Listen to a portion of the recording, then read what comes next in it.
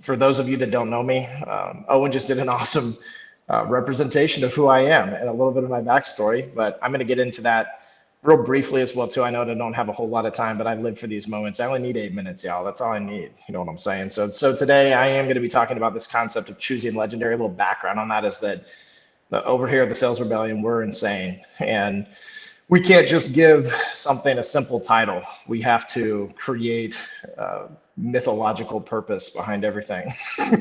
We have to be over the top in every single little thing that we do, because what we are trying to drive in sales professionals is legacy building. We're trying to drive something that is much bigger than just transactional sales. We are trying to change mindsets. We are trying to change outcomes, and we are trying to change communities through the process. So again, just a little bit about me. As Owen stated, I have literally grown up in small business.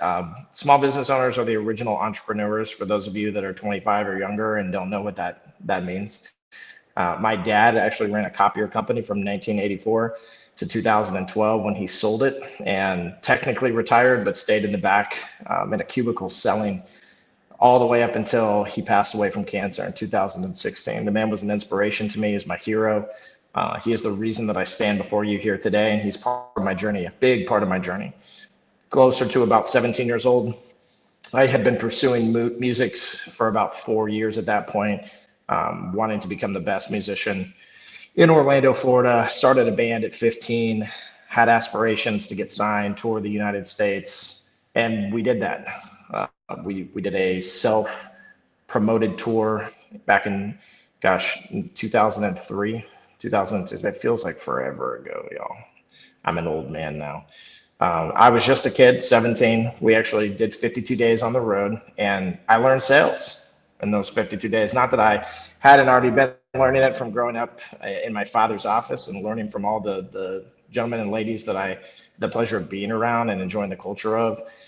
But when I started to let or I should say when my dad and mom let the little birdie out of the cage, being me, and let me go live my life, and I started to pursue music, I recognized that everything is sales. Literally everything is sales. And if you disagree with that, you're crazy. A teacher sells structure, right? A broker sells a network even, but my favorite, a buyer sells themselves. And I learned that through music. I learned that through showing up in random cities with strange faces and having to literally capture the attention of these people for several hours at a time, because that's how long shows were, but all leading up to just this 30-minute set, convincing people that it was worth their time to stick around. And so I learned a lot of the principles that we teach inside of the Rebellion in those days. I spent about 4 or 5 years playing music and touring all over the US. We're signed to a major record label shortly after that self-produced tour. The record label was called Warner Brothers. You probably heard of them. And we had a lot of fun. I had albums all over the world. It was a dream come true, but it was not the lifestyle that I wanted to lead and live. And I think that this is a pivotal piece of the teaching. I don't think I know. Choices are hard sometimes. It wasn't easy for me to just sit back and say, oh, I don't want to play music anymore. But it was necessary for me to be able to be where I am today, to reach the levels of success that I've been privileged and honored to be able to enjoy and experience in my walk, to be able to have had the opportunity to fail the way that I did, and to stand here before you as the leader of the Sales Rebellion. And so one of the things that we talk about inside of this concept of choosing the legendary inside of your sales walk is the 3 tiers of salespeople, as we like to call them.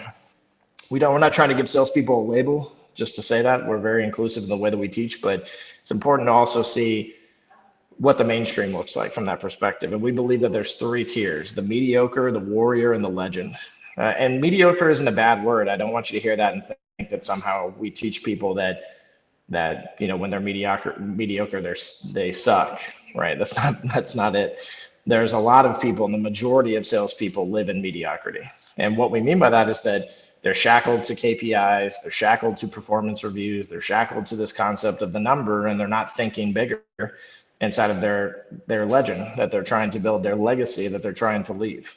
Instead, they are so focused on instant gratification. They're so focused on today. They're so focused on how many dials this week that they forget about the outcomes that they're seeking, the things that they're trying to truly achieve inside of their sales walk. Where the warrior is somebody that transcends that concept, thinks bigger about their purpose, and pushes the limits of mediocrity. The way that they do that, they interrupt patterns of buyers. They cause undeniable curiosity in the people that they seek to serve.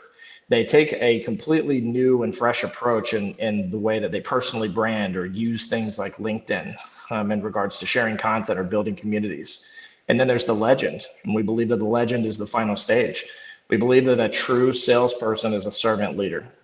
And so we teach the concept of servant leadership inside of the rebellion, and we label it as the legends. My father, Curtis Dupree, a legend, a man that at his funeral, who was just a copier salesman, mind you, had over 1,000 people sitting in that crowd. And it's a crazy story. I stood up on stage. I was so focused on giving that final goodbye to my father and representing him appropriately. I hadn't even looked in the room. I stood up, I looked out, and this place only held 900 people. So it was packed to the bone. There were people sitting on each other, standing against the wall, lined out the back. My dad sold copiers, y'all. People that came up to me told me that that's all they knew him as, right? Or how they knew him in general, I should say. They knew him through copier sales, but they would tell me that my dad was one of the greatest people that they ever met, that he did more than just sell them a copy machine. I believe that every salesperson has this opportunity laid before them every single day of their walk. And we provide the tools to be able to get there inside of the rebellion.